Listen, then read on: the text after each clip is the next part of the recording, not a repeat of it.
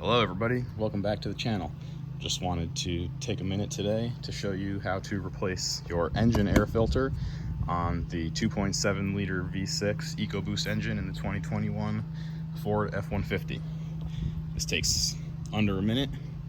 You can probably get the filter on Amazon for 10 bucks or so and save a ton of money over the dealer. Start with, there's two clips on the side of your air box. They just pop off. Give it a little lift and pull. Lift up. Out with the old, in with the new.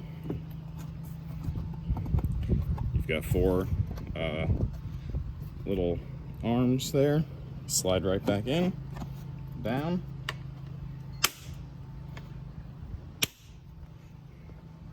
Done. Don't forget to hit that like button and subscribe for more random stuff.